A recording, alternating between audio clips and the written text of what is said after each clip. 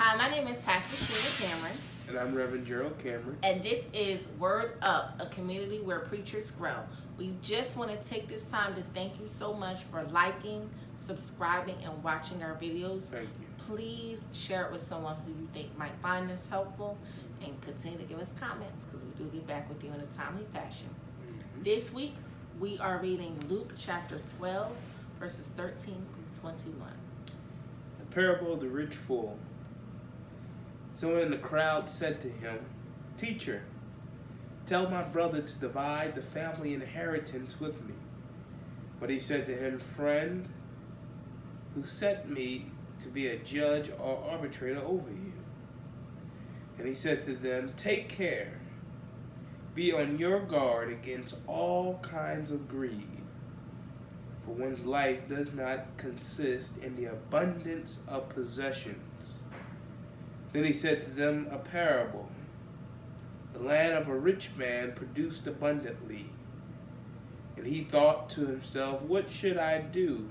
For I have no place to store my crops." Then he said, "I will do this. I will put down my barns and build larger ones. And there I will store up all my grain and my goods. And I will say to my soul, Soul, you have ample goods laid up for many years. Relax, eat, drink, and be merry." But God said to him, "You fool, this very night your life is being demanded of you. And the things you have prepared, whose will they be? So it is with those who store up treasures for themselves, but are not rich toward God." Thank you for reading that. And in the beginning, someone calls out Jesus and they say, the younger brother tells Jesus to tell his older brother to give him more of the inheritance. In Israel, it was common practice for the descendants, the male descendants, to receive inheritance. It's understood that the older brother gets a double portion and all the rest of the brothers get a single portion. And so Jesus just lets them know that he's not an arbitrator and he doesn't get into the family matters. And I think that actually might be a quick tip to us preachers, that we might not need to get quickly insert ourselves into family matters. But he goes into a broader teaching moment with the parable. And in the parable, as you're preparing to preach, some preachers may use this as an opportunity for stewardship. You see that many times with this text, especially dealing with possessions. But if you do not feel comfortable with talking about stewardship, I know for us, because we're just starting within our churches, stewardship is not the thing that you normally would talk about so soon. You may want to flesh it out further. And so not just look at money, even though the focus of this parable is at face value about money, but more so about possessions in general. What are some of the things that people are holding on to and literally hoarding and amassing that is really, really taking away their focus or even their presence towards God? So It seems almost that this is taking away his presence towards everybody, because he doesn't even have anyone for his own inheritance. So either he has children and they're not present, or he didn't even build a family. He just was solely focused on earning and amassing as well. Right, and so there's this sense of lost identity, which for this man is found in his abundance.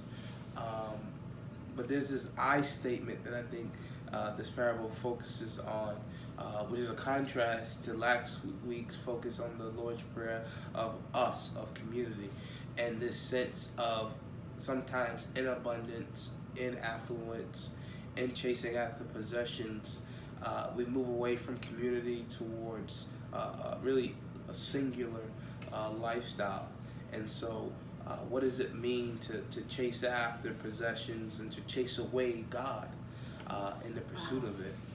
And I think also to that point, it's just he is saying he has no place, so he's letting us know that he's not even acknowledging the land. It's like, I have no place to store all of my grain and my goods and my, but he never once takes the time to acknowledge or give thanks to the land, to God, to creation, however you want to phrase it. He has not taken the time. In fact, it seems like he thinks he's self-made. And I think that's the danger, because once we're thinking that we're self-made, you can't have no room for God. There's no room if you are making everything yourself. What do you need God for? And I think in today's context, we could easily look at it like we might not have an abundance of crops, but a lot of us have abundance of something in our life. Degrees, education, goals. Everybody's, crushing goals. But at the same token, it's like, okay, is the goal what I'm looking for? Or is it a life that's rich in God? And so the one thing that I'm drawn to is that he says that you can't store it up because you can't take it with you. And so I think that you mentioned about Jesus kind of giving that reality check. Like, it's not inherently bad to store it up, but at the end of the day, you can't take it with you. Right, and one of the cautions is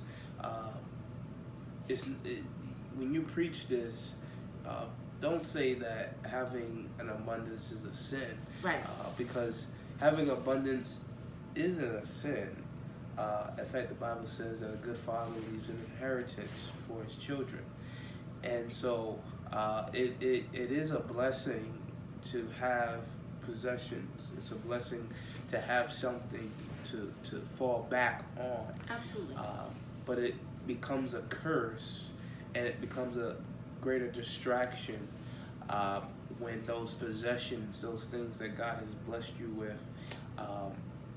take up so much of your time where you begin to lose sight of who even gave it to you in the first place. And so for this parable, for this man, it's interesting because he is rich, but he becomes richer. But as he becomes richer, he begins to move from us to I, and this sense of I've earned this. I can relax, I can eat, and I can be who I made myself to be. And I think that's the danger in this text that Jesus warns us when we think about the possessions and the things that we inherit. And I think also in your closing when you preach, just to think about the inheritance that we receive through Jesus Christ, and really making that the focus, saying that Jesus has lavished great things upon us. And so what does it mean to, in the abundance of God's grace, to recognize that and to give thanks for it, and not to say I've earned it, but to say only by God's grace and kindness have I received it. Well, thank you so much for giving us our final comments on that. And we thank you for taking your time to listen to this video. Please share it with someone you know. Hit that subscribe button. Hit the like button. Yes. We thank you so much for taking your time to be with us here at Word Up, a community where preachers grow. See ya.